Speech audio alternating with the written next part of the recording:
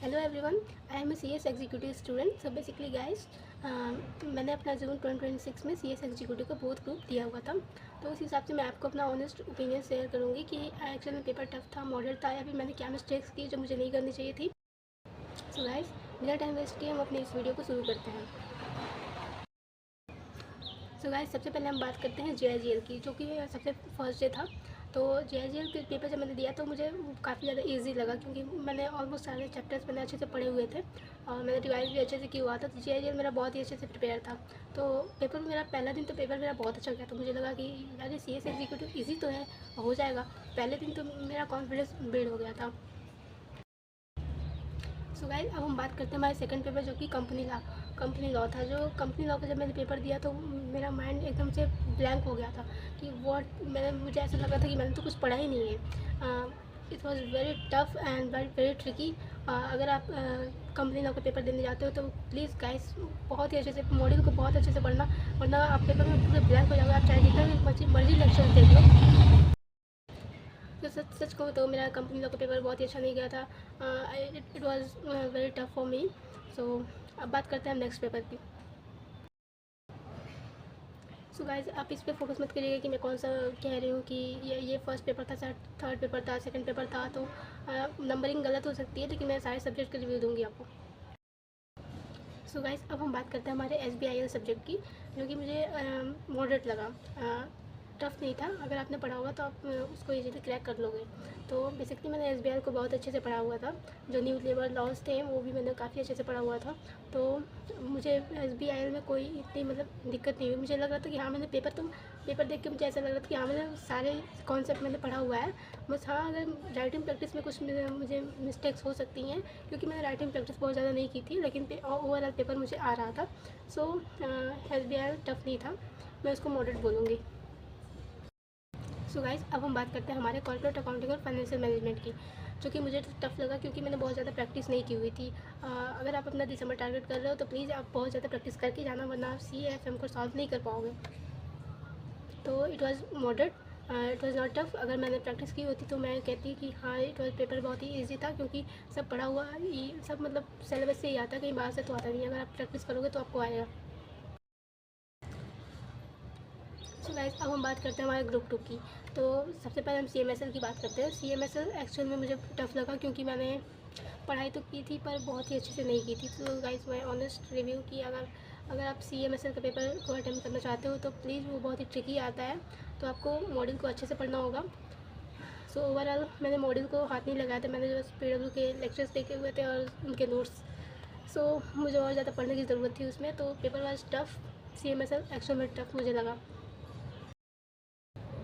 So guys, अब हम बात करते हैं हमारे ECIPL सब्जेक्ट की, जो कि पेपर मॉडल था। ऑलमोस्ट कहूँ तो इजी था। ECIPL मुझे इजी लगा। मुझे JIGL और ECIPL बहुत ही इजी लगा। ये दो पेपर मैंने 100% अटैम्प्ट किए हुए हैं। मतलब सो गाइस, ECIPL के लिए अगर आप अपने नोट्स को अच्छे से बार बार रिवाइज़ करोगे, या आपने लेक्चर्स अच्छे से देखे हुए हैं और आप 3-4 बार रिवाइज़ कर लेते हो, तो आप ECIPL को और क्वेश्चन प्रैक्टिस कर लेते हो, तो आप इजीली क्रैक कर लोगे सब्जेक्ट की, जो कि मुझे टफ लगा, क्योंकि मुझे बहुत ज़्यादा प्रैक्टिस करने की ज़रूरत थी। मैंने कॉन्सेप्ट तो सारे अच्छे से किए हुए थे, लेकिन मैंने क्वेश्चन प्रैक्टिस बहुत ज़्यादा नहीं की थी, जिसकी वजह से मैं 100% क्वेश्चन को अटैम्प्ट नहीं कर पाई। सो गाइस, ओवरऑल बात करें तो हमारे ग्रुप 1 और ग्रुप 2 में मुझे सबसे ज़्यादा टफ लगा कंपनी लॉ ग्रुप 1 में, और ग्रुप 2 में मुझे टफ लगा CMSL और टैक्स। बाकी मेरे लिए मॉडरेट था, और JIGL और ECIPL मुझे काफ़ी ज़्यादा ईजी लगा। सो गाइस, मैं आपको पहले बता देती हूँ कि मैंने अपनी पढ़ाई सिर्फ 5 मंथ की थी CS एग्जीक्यूटिव की। मैंने जनवरी में पढ़ाई स्टार्ट की थी, और मैं मई के एंड तक मैंने पढ़ाई की थी, और जून में तो पेपर स्टार्ट हो गए थे। तो मैंने बोथ ग्रुप दिया था, क्योंकि मैं अपने आप को चैलेंज करना चाहती थी कि मैं इस चैलेंज को फेस कर सकती हूँ कि नहीं, कि बोथ ग्रुप देकर मैं देखना चाहती थी कि क्या मैं कर सकती हूँ या नहीं। तो बोथ ग्रुप अटेम्प्ट करके मुझे लगता है कि मैंने अच्छा ही किया, क्योंकि इसकी वजह से मुझे आइडिया लग गया कि पेपर कैसा आता है, और मुझे एक्चुअल में कितनी मेहनत करनी चाहिए, ये मुझे पता चल गया। तो मैं दिसंबर में फिर से अपेयर करने वाली हूँ, और आई होप कि मेरा दिसंबर में बोथ ग्रुप निकल जाए। एंड गाइस, अब हम बात करते हैं कि मैंने अपने जूनियर टाइम में कौन कौन सी मिस्टेक्स की थी। जिसकी वजह से मुझे लगता है कि आपको ये वीडियो ज़रूर देखनी चाहिए ताकि आप अपने दिसंबर अटेम्प्ट में वो मिस्टेक्स ना करो।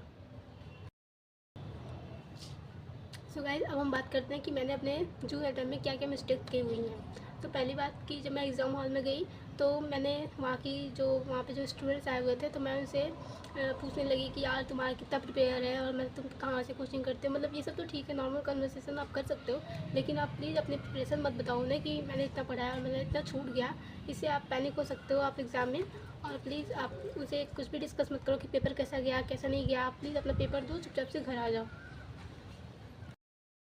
सो गाइस, डिस्कशन की वजह से मुझे थोड़े पैनिक सिचुएशन मेरे अंदर क्रिएट हो गई थी पेपर के पहले, क्योंकि मुझे लगता था कि यार वो उनका तो मुझसे वो 1 साल से पढ़ रहे हैं और जो है उनका ज़्यादा प्रिपेयर होगा, मेरा तो इतना प्रिपेयर ही नहीं है, मैंने अच्छे से पढ़ाई नहीं की। इसकी वजह से मैं डिमोटिवेट फील करने लगी थी, जो कि आपको ये अवॉइड करना चाहिए। एंड सेकंड मिस्टेक मैंने क्या की थी, मेरा टैक्स के पेपर में मेरा टाइम मैनेजमेंट नहीं हो पाया था, वो भी मेरी पर्सनल इश्यूज़ की वजह से। सो गाइस, बहुत ज़्यादा पैनिक सिचुएशन क्रिएट हो गई थी मेरे माइंड में टैक्स के पेपर में लेट होने की वजह से। सो गाइस, करियर आपका है तो आपको रिस्पॉन्सिबल होना पड़ेगा। आप अपने पेपर को लेकर सीरियस रहो और प्लीज़ एग्ज़ाम हॉल पर टाइम पे पहुँचो, टाइम से पहले पहुँचो तो ज़्यादा सही रहता है, ताकि आपको कोई भी एंग्जाइटी इशूज़ ना हो, आप पेपर को काम माइंड से सॉल्व कर सको। So guys, one more mistake जो मैंने अपने जून अटेम्प्ट में किया हुआ था कि मैं अपना सिलेबस ऑन टाइम मैं ख़त्म नहीं कर पाई, जिसकी वजह से सो गाइस, मैंने अपना सिलेबस टाइम पे ख़त्म नहीं किया, जिसकी वजह से मैं मल्टीपल रिवीजन भी नहीं कर पाई और मैं एग्ज़ाम में 100% क्वेश्चन भी अटेम्प्ट नहीं कर सकी क्योंकि मेरा माइंड ब्लैंक हो चुका था। So I hope guys this video will be helpful for you. मिलते हैं अगली वीडियो में, तब तक के लिए बाय बाय।